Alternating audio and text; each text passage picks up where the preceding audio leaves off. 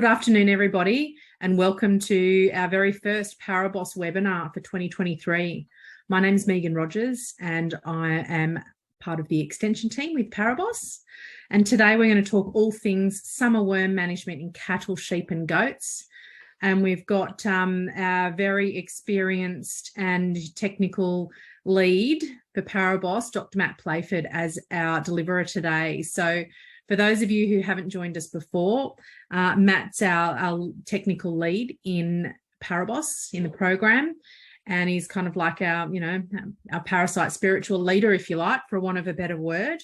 He certainly gets lots of phone calls from lots of people.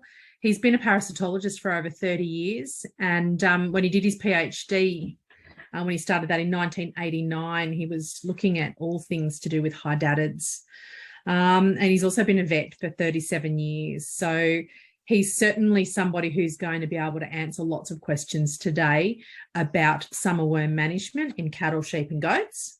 What I would like to do just in terms of housekeeping is please use the Q&A for the questions. Use the chat if you're having technical issues. I'll turn my camera and speaker off once Matt starts, and I'll take care of what's going on in the background. Fiona is obviously not here today, and she's unable to join us today. Yes, buckle up because you've got me as opposed to Fiona hosting today. So I'll share your screen now, or I'll stop my sharing, Matt, if you want to share your screen, and we'll get started. Fantastic. Thanks very much, Megan, and big hello to everyone. Of course, today is Valentine's Day, so I have to say Happy Valentine's Day. And the wish that I heard from one of my parasitologist colleagues today was, may your lover desire you as much as a parasite desires its host. It's a bit of a lopsided wish, but there you go. Now, the two parasites we want to feature today, they're both active in lots of different animals, goats, sheep, cattle, but they'll circulate most strongly, this one, Toxoplasma gondii, in cats. And so wherever cats do poos on the paddock, the sheep will pick it up. And of course, when sheep get Toxoplasma, they may abort. Now, this is also an infection of humans, and it can cause birth defects and pregnancy failure in humans. So we always have to be very careful. So that one is Toxoplasma. And the reason for the cartoon there from our friend Mona Luo is that this parasite will actually take control of the brain of the intermediate host. So the mice are affected by the parasite, and they actually go out and seek out the cat so that they can be eaten. And that's why the caption there says, "I'm crazy for you," because mice, instead of avoiding the cat, will actually go and seek it out. So that is parasite number one. Feature parasite number two today, of course, is another heart parasite appropriate for Valentine's Day. This one's very close to home for a lot of sheep producers in Australia, because whenever you get your feedback sheets from the processor, they will often state that you have had trimming conducted because of T. ovis, also known as C. ovis, Cysticercus ovis, or sheep measles. And it's commonly seen in the heart, but also in the skeletal muscles of your lamb or sheep carcasses. And so it's a common cause of trimming and costs the industry a lot of money. If you want to know more about these parasites, go to ParaBoss. Okay, well, I'm fresh back from Malaysia, where I went for a bit of a veterinary reunion with some of my classmates from vet school, and we went to a wedding, the son of our friend Prem and Nan. And while I was there, I went up to the Cameron Highlands, saw a couple of goats, fairly lonely looking goats on the side of the road, and also some sheep. And this is a fairly hairy sheep, not very different from the goats, but a sheep nevertheless. And they're about the only livestock I saw. I did see one cattle beast, and it looked like a banteng. It would look like a wild cow found in the jungle. We did actually see some wild ruminants at the elephant sanctuary, which is where they fix up the injured elephants and put them back into the national park where they can roam free. Okay, so I'm going to give you the take-home messages up front today. The first one is summer worm problems are often very, very intense, and they do cause severe health effects. So you can stop stock from dying by both drenching and improving nutrition. The second important message is we can prevent stock from getting high doses of worms by paddock management. And the third thing is we can plan for a low risk property, a low worm risk property, using diagnostics, monitoring, integrating worm control into your annual management plan. So that's the skeleton on which we're going to hang today's presentation. And all of the information that's contained within this presentation is available in more detail at ParaBoss, where you can also find out about ticks, flies, and lice. Okay, so going back to our life cycle diagram, the worm game, only half of the game actually happens inside the sheep, and the other half is the larval worms and the eggs that are passed in the feces, hatch out, and then infest the grass.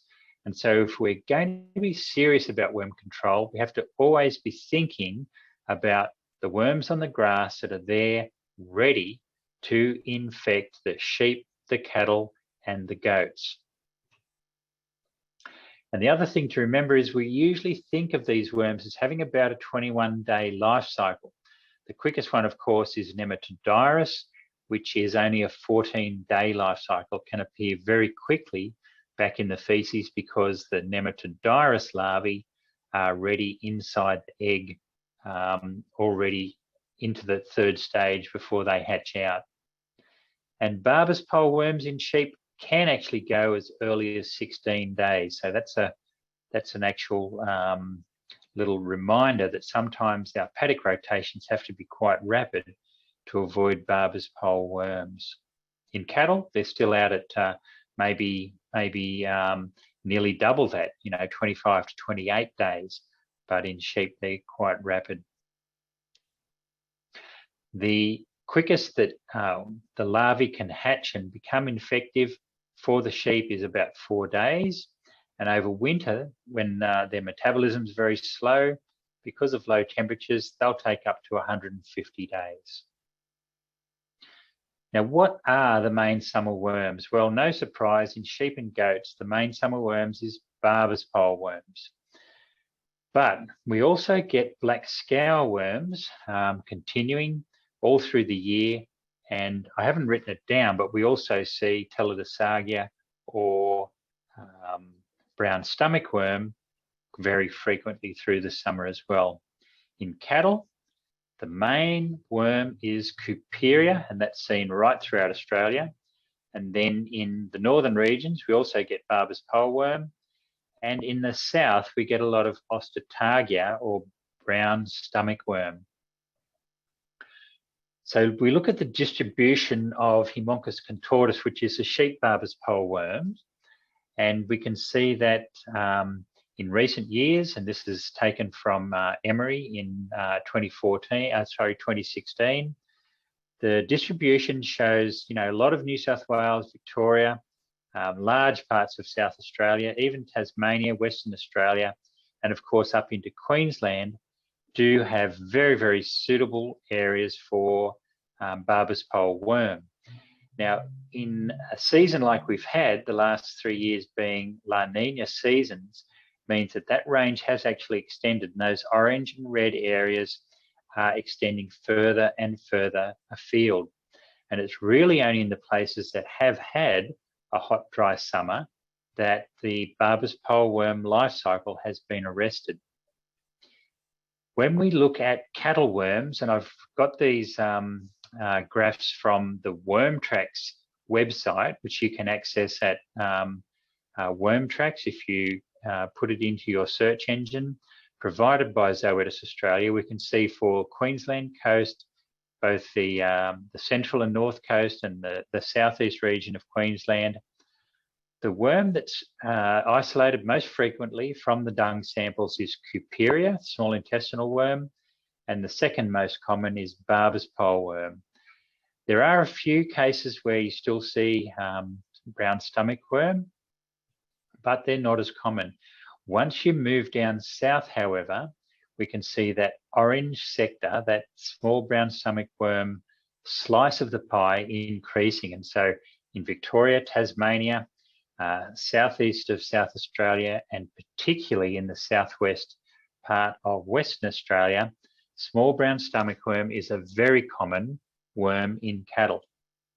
Now, that's particularly important because these worms are very low egg layers, particularly compared to Barber's pole worm, which in cattle may lay 2,000 eggs per day, and Cuperia, which also very high egg layers in that same region, maybe 2,000 eggs per day. And so when we see small brown stomach worm identified in your worm egg counts, that is a strong warning sign that you need to be very cautious of those worms appearing. Now, over this past summer, we look at the BOM reports for rainfall between November and January, and we can see that much of Eastern Australia especially, and along the southern coast of Western Australia, there has been fairly healthy summer rainfall, so between 100 200 millimetres for much of the southeast of South Australia, most of Victoria and New South Wales, and of course Queensland getting the seasonal summer rain. Even Tasmania has had pretty good summer rain as well. And also looking at temperatures, they have not been as hot as they usually are in a normal summer. So we can characterise this summer to date as being wet and fairly warm, but definitely not hot. So we haven't had the hot, scorching, dry summer that will arrest the Barber's pole worm and also clean up our paddocks for the other worms. So in a typical summer, we'd thank the seasons for clearing up our paddocks and giving us a clean start. But this year we can't expect that because we've had not only good rainfall, we've also had flooding, and this picture is taken from down near Jerilderie, where there was extensive flooding from Billabong Creek and the branches of the Murrumbidgee River, and of course all the way down the Murray River and the Darling, we've had extensive flooding. Now these cause their own problems because the ground doesn't dry out.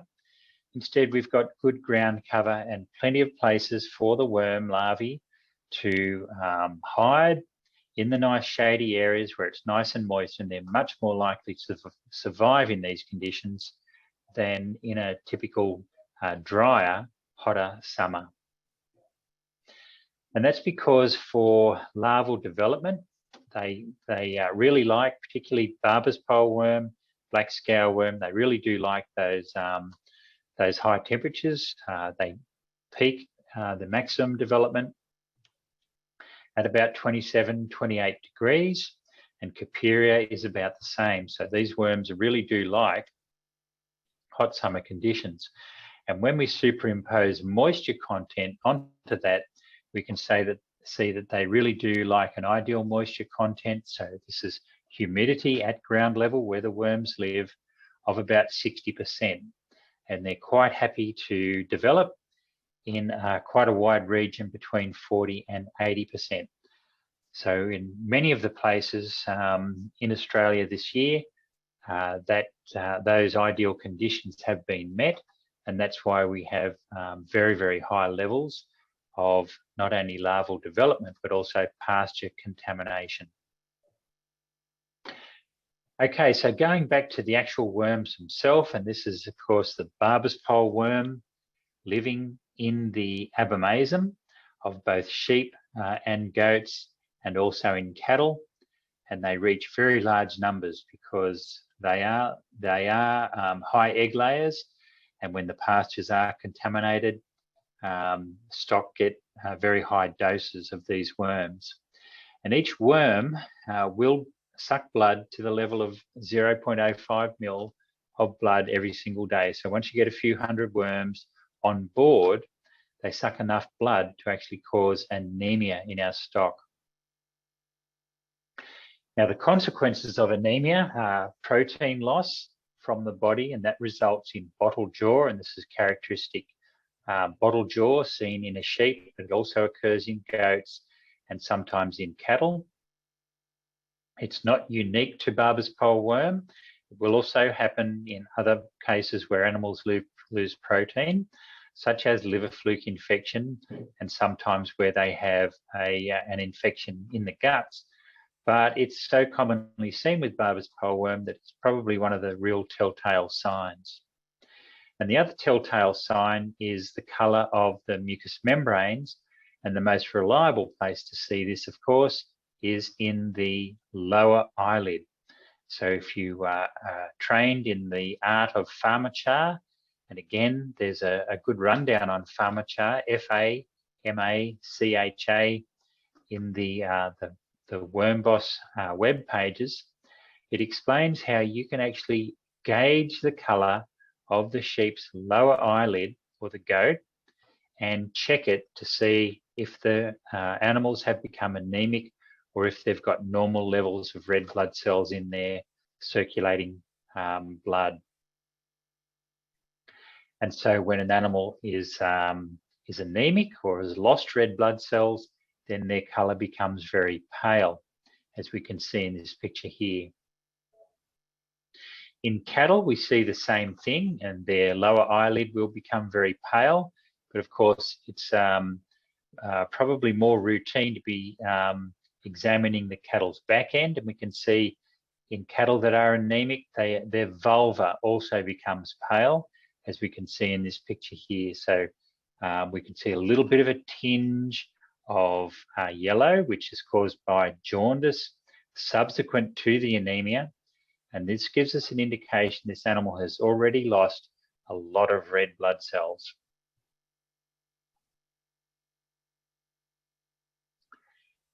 Now, other signs when we're observing cattle is cattle that are on reasonably good pasture, but they're not doing well. And this is it's definitely not a diagnostic sign, but it's a very common sign when we're talking about Cuperia worms, because Cuperia worms primarily have an effect on the animal's appetite. And so even though they might be causing damage to the small intestine, their primary effect is to stop the animal from eating, because they cause inflammation in the gut. The animal walks around less, they do less grazing, their behaviour is affected because they actually feel sore in the belly. And so reduced appetite means you're more likely to have scrawny cattle like this instead of cattle that are thriving. Now we'll just move on to osteotargia. Osteotargia also causes a similar syndrome as this with scrawny cattle, because it does affect appetite. That's syndrome number 1, but it also causes syndrome number 2, or type 2, where it burrows into the lining of the fourth stomach and then causes massive tissue damage. And so thanks to Dr. Enoch Bergman, who's provided this picture of tissue damage, hemorrhage, and ultimately death, because this is a post-mortem picture of a beast that's had osteotargia. Now, it's very important to think about osteotargia at this time of year, because a lot of cattle that get infected over the summer, the worms actually, instead of hatching out and going on to adulthood, will burrow into the small intestine. So late summer is a really good time to treat those cattle so that they don't develop this syndrome.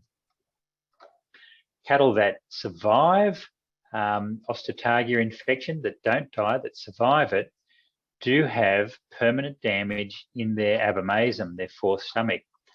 Now, this does affect their ability to both digest food, because the fourth stomach is responsible for production of acid, digestive enzymes, mucus. It's critically important for the digestion of the the animal's digester as it comes through, and that will also affect the absorption of nutrients as they pass down into the intestines. So there's 3 major effects of small brown stomach worm or Osteotargia, and they will all cause major economic effects to your herd if they're not controlled. Okay, well, let's get on to treatments, and there are many treatments available for both sheep and goats, and quite a few for cattle as well. However, how do we choose the right one? We're just going to go through a few resources to make the choice easier. In our lab at Dawbuts, we actually went through the records from the last 5 years and worked out the average efficacy when we were using, or when our clients were using, single active drenches. So that's drenches with only 1 active ingredient. And the average efficacy was 41%, which means they only killed 41% of worms. Now, of course, there's huge variation there. It varied from 0 to 100%. But the bad news is that the average was only 41%. And here's a picture of my colleagues from Zoetis, Dr. Lee Taylor and Dr. Matthew Peterson, and they're trialling some different drenching equipment. And you can see in the backpack that they're just drenching them with water. So I use this as an analogy that if you're using the wrong drench, if you're just selecting a drench hoping that it will work, it might be just like giving those stock a dose of water. Because in Australia, the standard that's required by our regulator to register a product in the first place is a 95% reduction. And practically speaking, when we drench any animals, we expect to have a 95% reduction in the worms, not only to actually take out the worm burden, restore those animals to full health and productivity, but also to reduce the number of resistant worms that are pumping out eggs and contaminating our paddocks with resistant worm larvae. So 95% reduction is the rule of thumb. Okay, again, coming back to Dawbuts lab records, when we look back at combination sheep drenches, and so this could be a combination of any of the old active ingredients, so dual actives with a white drench and a clear drench, and also the triple active drenches. The average efficacy estimate that we've got from our records from hundreds of submissions from our clients was 71%. So it's still quite below what we would be hoping. This is quite shocking for us, and we had a big wake-up call, and it's encouraged us to do a lot more testing with our clients so that we can avoid using drenches like this that don't work. Now, the third category that we looked at in our historical records was the new sheep drenches, and the average efficacy estimate for them was right on 95%. So we're pretty happy that the new sheep drenches are working most of the time. And when we're talking about new sheep drenches, we're talking about the 2 active ingredients that were released in the last 10 years or so.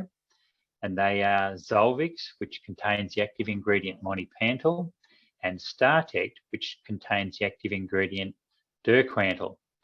Now, both Zolvix Plus and StarTect are in combination with abamectin, which helps round out their efficacy profile by providing a backup drench to avoid selecting for resistance so quickly.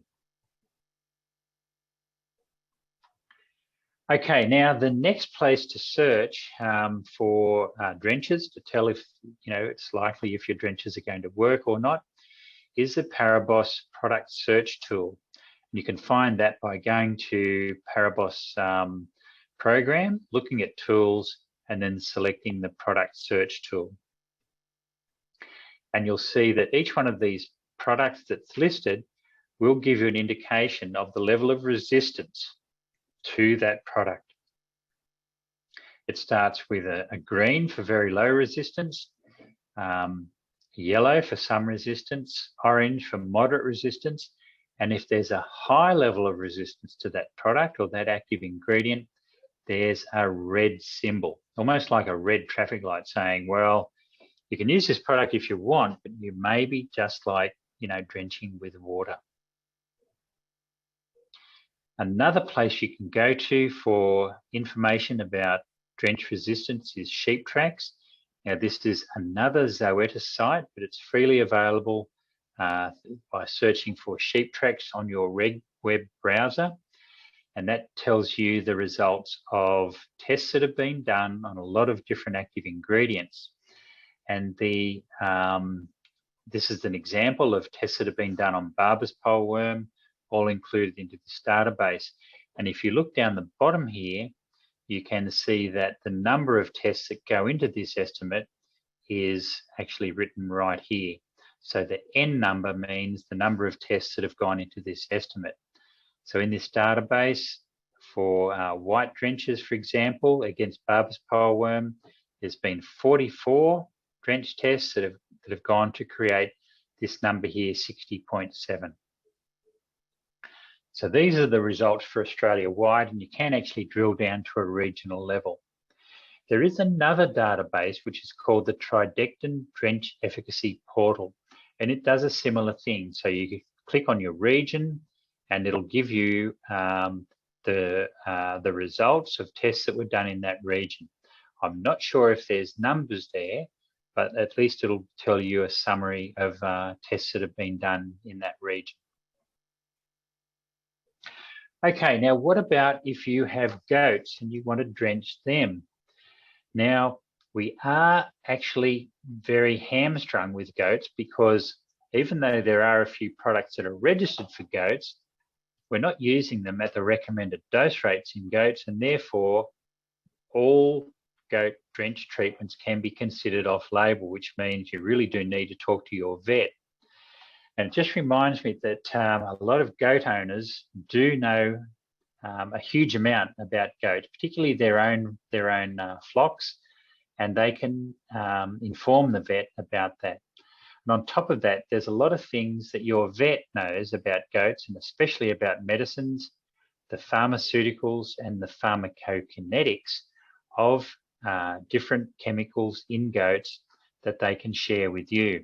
And of course, you've got a lot of common ground as well, but it really is a team effort where you work together with your vet to arrive at the right treatments and the right diagnostics to achieve a good, sustainable worm control program.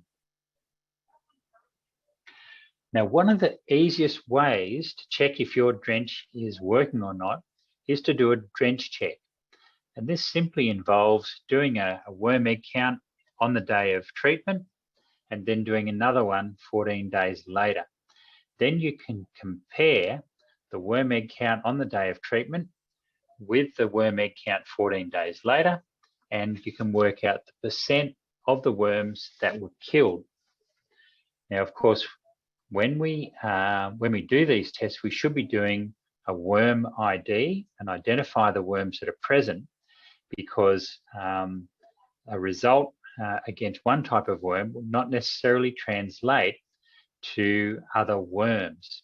And so you can actually find out a particular drench might kill 100% of Barber's poleworms, for example, and only half of the brown stomach worm. So you really do need to get a worm ID done, both on the day of drenching for your routine worm test, and then for the 14 days after drenching.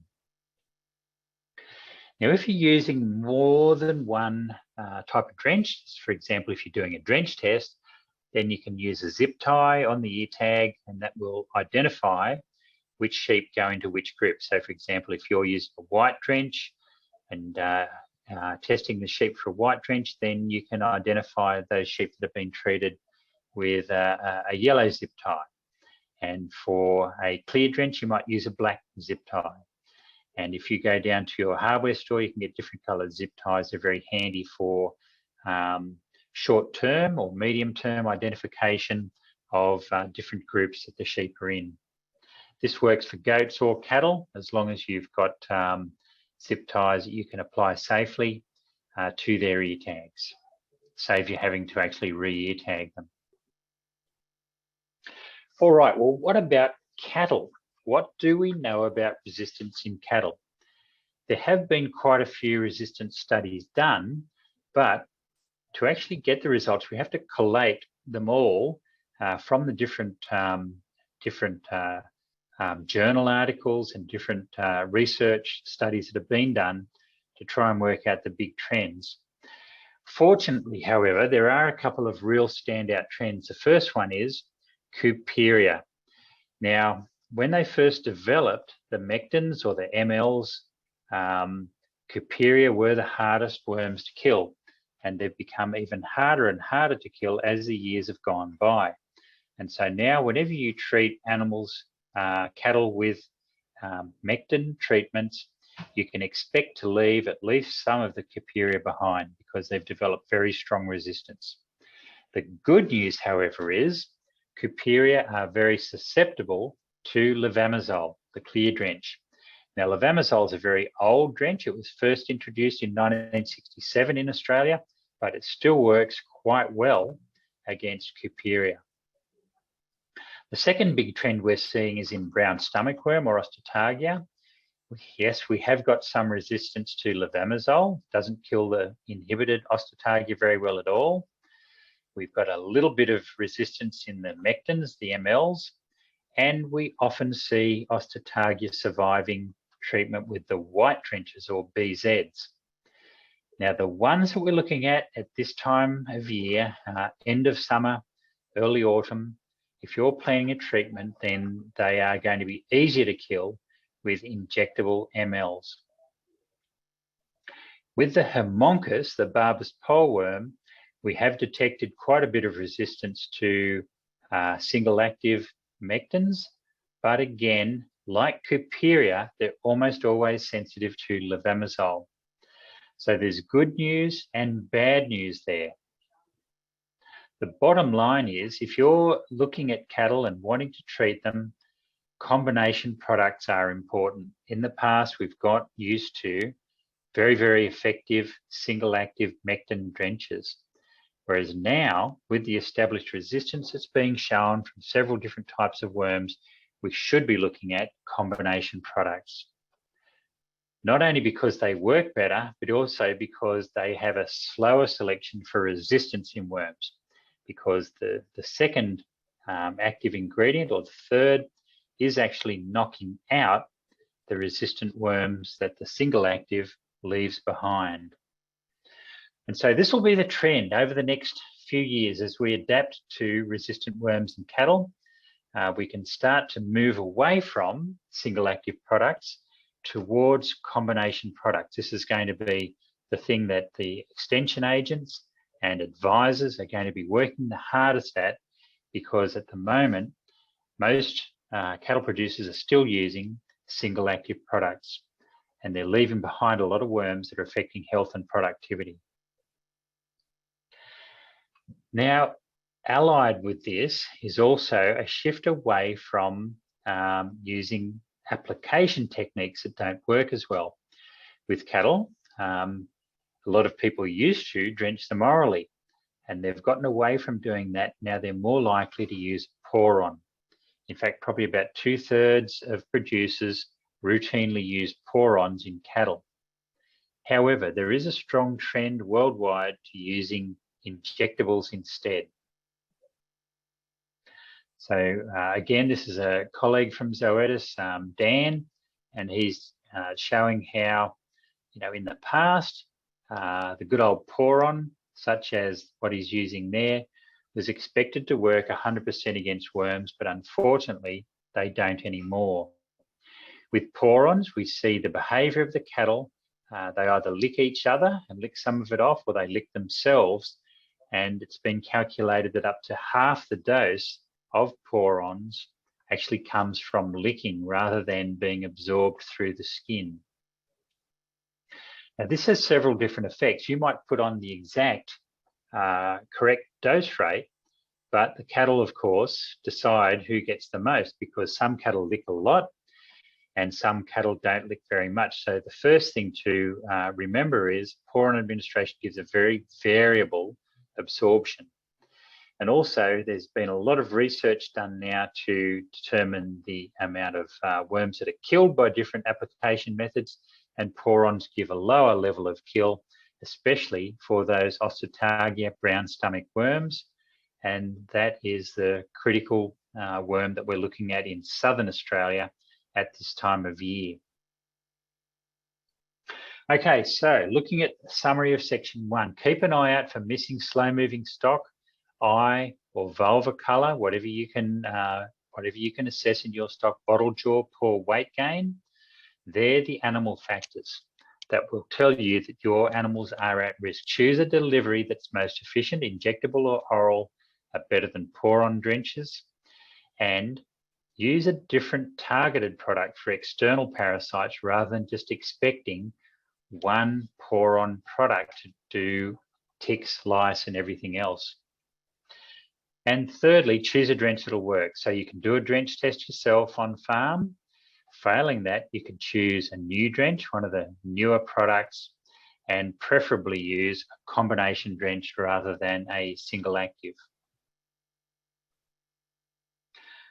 Okay, the second thing that we have to do with summer worm control is stop stock from picking up high levels of worms. And that's because, given the conditions that we've had over the last few months and also previous seasons, most of our paddocks are going to be highly contaminated. So let's look at some of the strategies we can use to stop high doses of worms. Now, this diagram, which was cleverly put together by Adriana, who used to work in the Dawbuts lab, shows the hidden threat there. These aren't snakes, these are actually worms in the pasture. And we need to start considering, whenever we look at a pasture, start to think, well, how many worm larvae are actually sitting there in the pasture? We can calculate this from the worm egg count of the sheep that are in the paddock. And if you can tell, this one isn't actually an Australian scene, this is in Yorkshire, but it's a good one to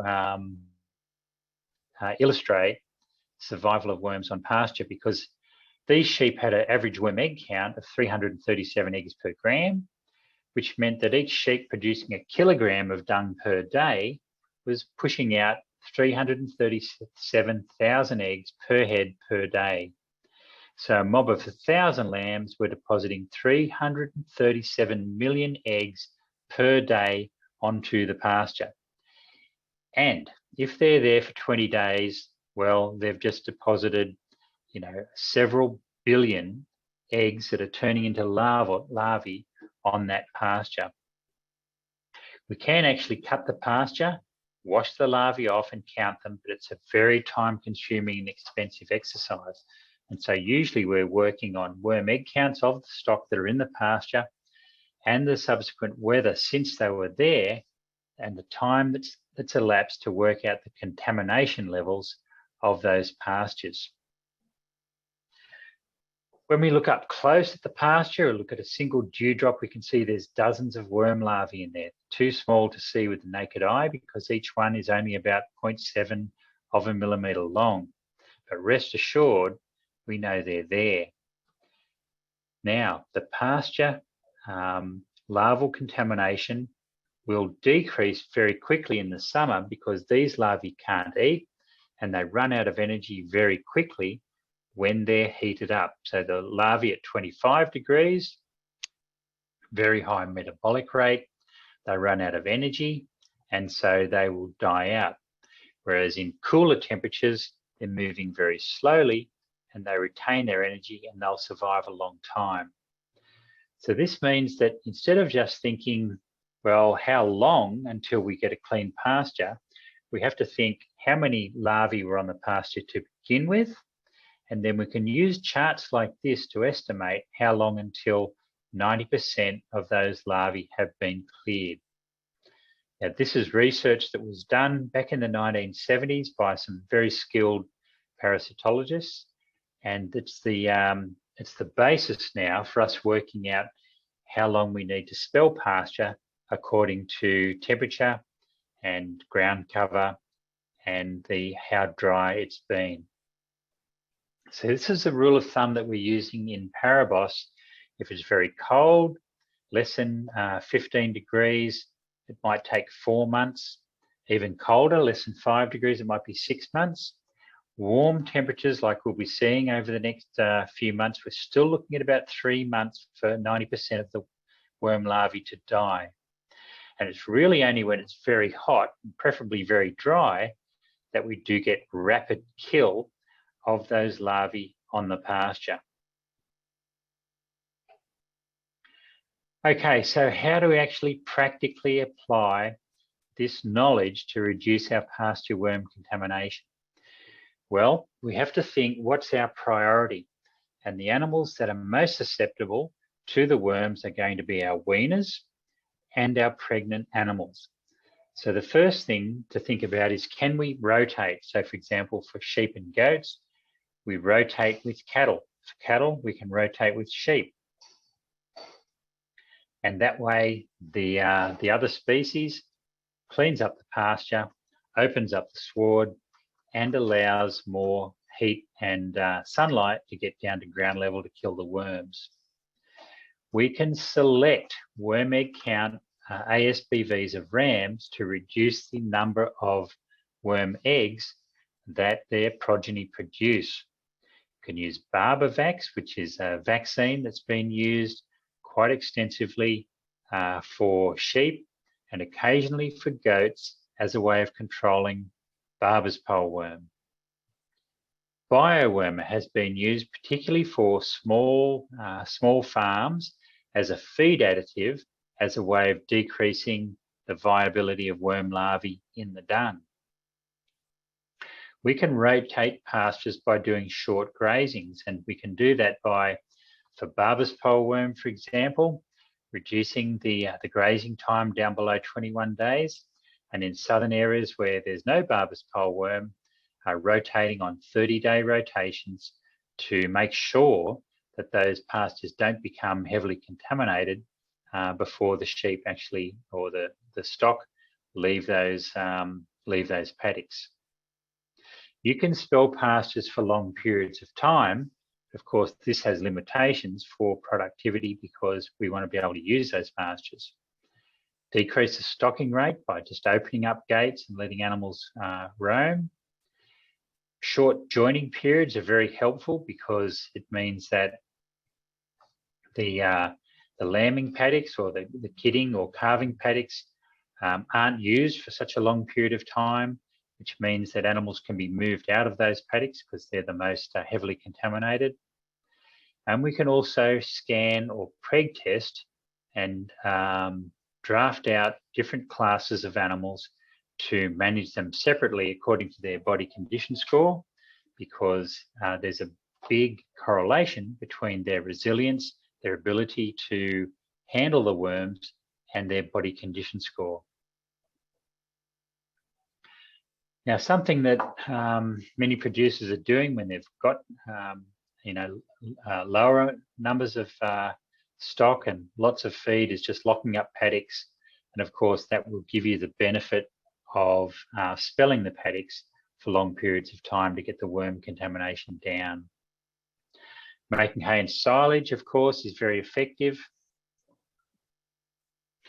And another tool is to have a farm map. And this example just shows how you can use a farm map and put a traffic light system on. So, for example, if you have stock in a paddock that has very high worm egg counts, you'll give that paddock a red dot. So, for example, every lambing paddock where we expect ewes to have high worm egg counts over the period of lambing to get a red dot. It's only over time, as the worm larvae die out, that then becomes orange, and particularly if you've had hot, dry weather, they'll eventually become green and safe for introducing young stock again. Now, for the goat producers, it's essential that you also consider the length of the sward, because most of the worms are located in the bottom 5 centimetres of the grass sward. And so if goats are forced to put their head down and graze close to the ground, they'll be picking up lots of worms. However, their natural tendency is to browse. So if they're allowed to graze high, or even if they're given plenty of shrubs and things to browse on, that's exactly what they'll do, and they will avoid the worms in that lower part of the pasture. And then, of course, if you look at WormBoss, you'll see that there's a technique there which was developed in Victoria by the McKinnon Group called Smart Graze, which very effectively prepares winter weaning paddocks or spring weaning paddocks by using intensive grazing with older stock that have been drenched, or even with cattle, to take a lot of the grass off a paddock and then allowing it to grow back worm-free for those weaners when they need it. Okay, so just going back to BarberVax, it's a vaccine directed against Barber's pole worm, and it's used quite extensively in places where Barber's pole worm are the major problem. But just bear in mind that it does involve a bit of management. So the first injection is usually given at lamb marking, another one 3 weeks later, then another one at weaning. And it's after that third injection that sheep become immune using the BarberVax, so they have protection. And then protection wears off after about 6 weeks. So if there's still a challenge, then it's good to keep on giving the sheep an injection every 6 weeks. And the main benefit of BarberVax is that it cleans up paddocks. It helps producers to run sheep on paddocks that have very low worm risk. Just bear in mind, though, it's specific for Barber's pole worm, and so it won't clean up paddocks from black scour worm or from brown stomach worm. Now, another technique that many producers are using is long-acting injection. You're probably asking, why have I got a picture of someone drenching orally when we're talking about long-acting injections? And that's because we don't advise anyone uses long-acting injections on their own anymore. Because of resistance, we always advise using a primer, which is an effective drench at the time of giving the long-acting injection, and then after the payout, giving an exit drench or a tail cutter.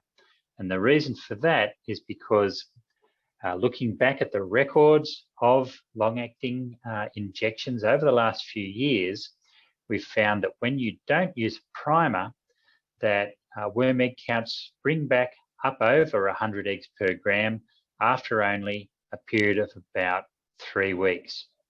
And so we don't get the 100 days or the 49 days protection that we did when the products were first introduced, and therefore we're looking at a much shorter protection period.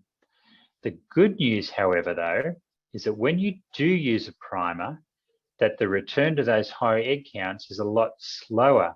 In fact, it takes 7 weeks when you use a primer. So long-acting injections are still quite effective if you use a primer.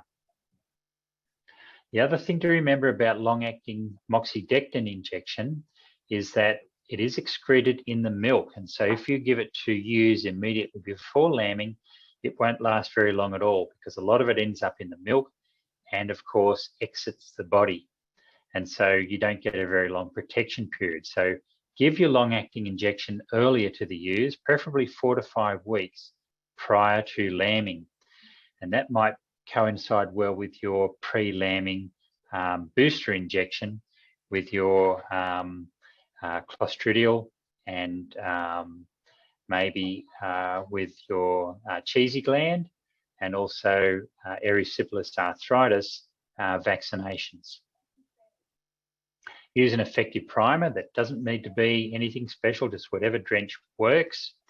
And then an effective tail cutter, and that's best given at the end of the pay-up period of the long-acting. Now, we can't really predict when that's going to be, so it's best to do a worm egg count at a convenient time, which might be immediately before marking or weaning, or just do regular testing to see when that pay-up period finishes. Okay, so to summarise section 2, reduce pasture larval contamination using whatever practical methods work for your own property. Plan well ahead to allow for nutrition and worm challenge to be balanced, particularly when you're preparing weaning paddocks and lambing paddocks. Reduce exposure to worms by allowing goats to browse high. Now, improve the nutrition to increase their resilience. Goats, sheep and cattle may require supplementary feed.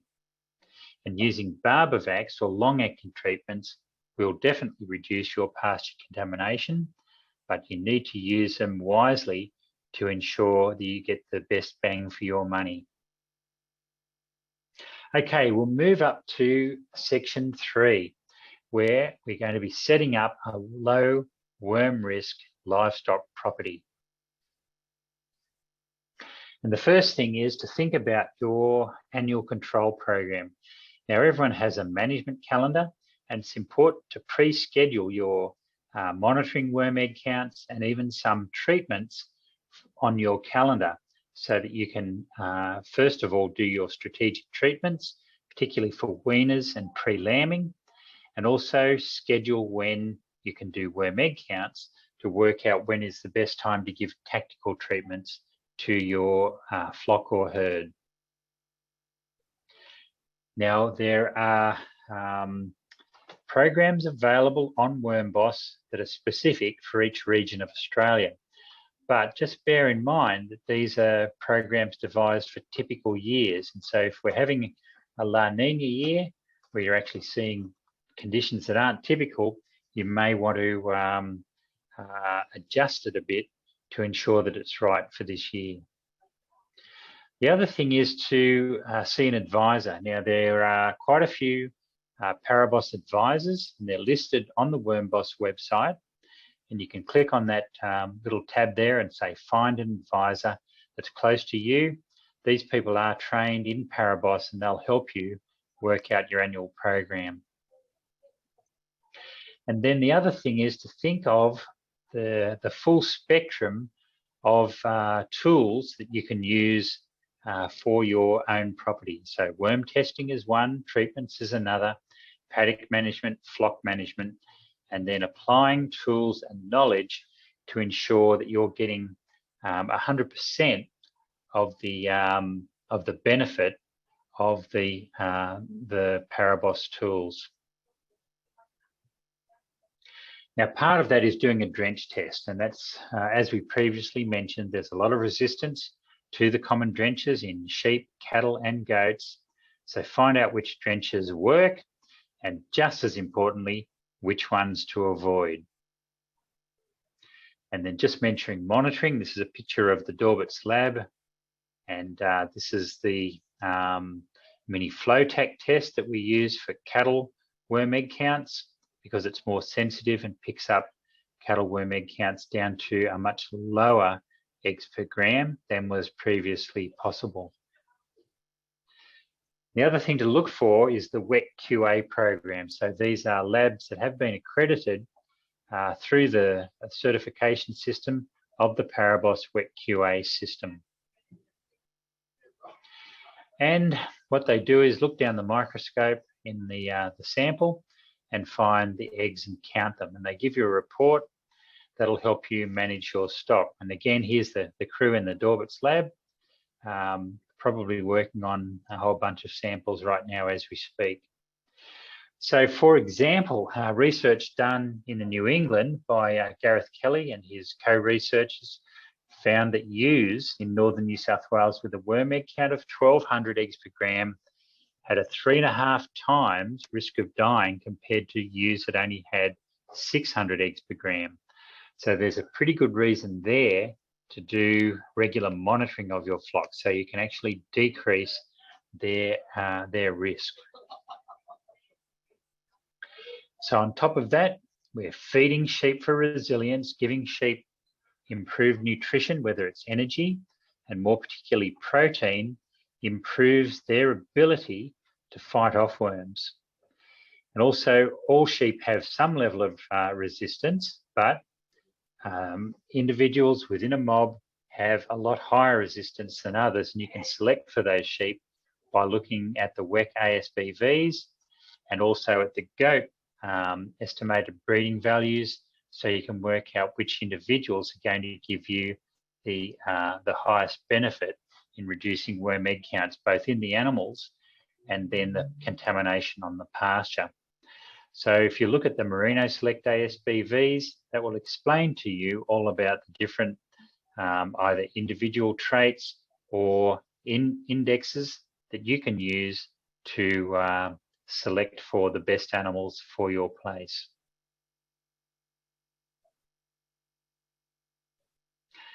And that's a picture of the MacArthur flock that's at Elizabeth MacArthur Agricultural Institute, carrying the genes of the original merino sheep that came to Australia from South Africa back, goodness knows, not long, about 1792.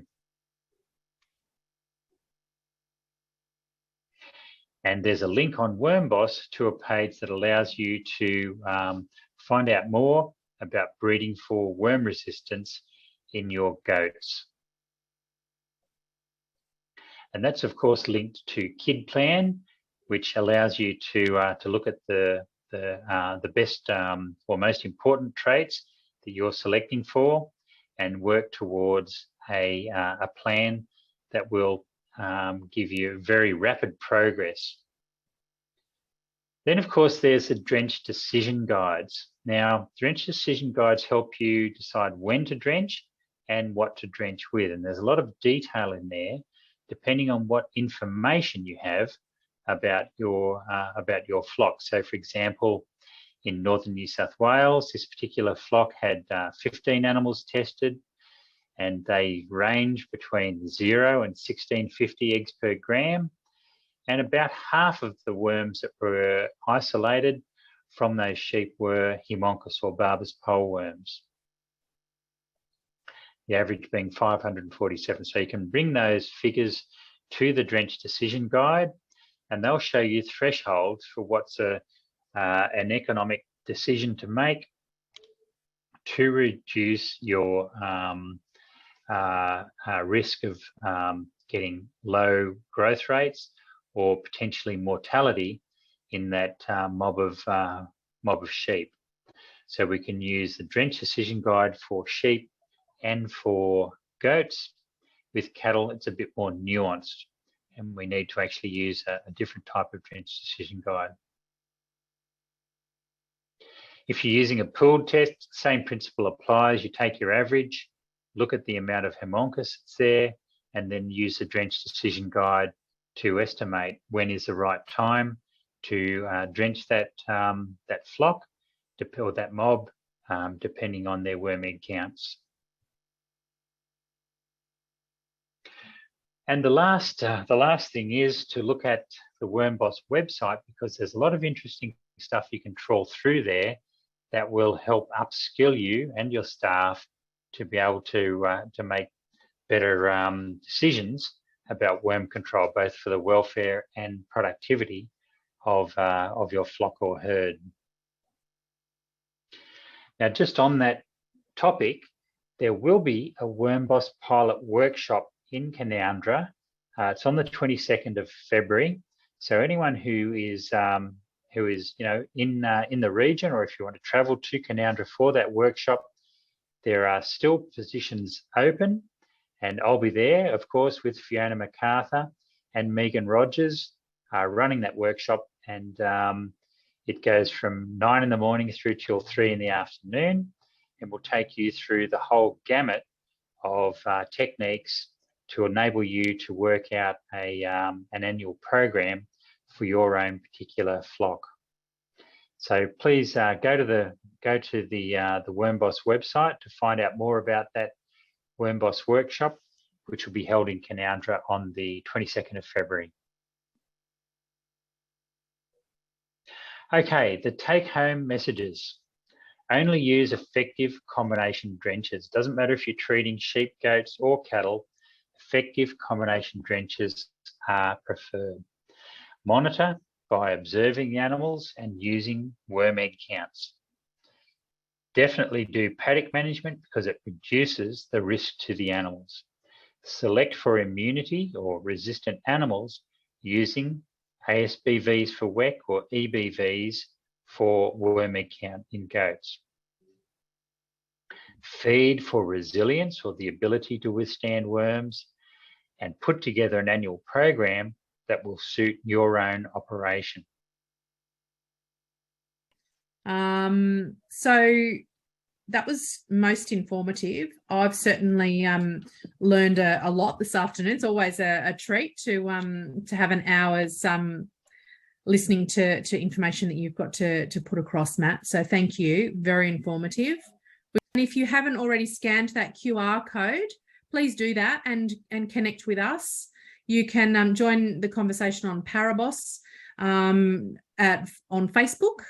And you can also subscribe to our monthly newsletter. So yeah, we'd love for you to join the network, and we look forward to you joining us in the near future. And thanks everyone for joining us, and thanks, Matt. Thanks, Megan. See you, everyone. Bye for now.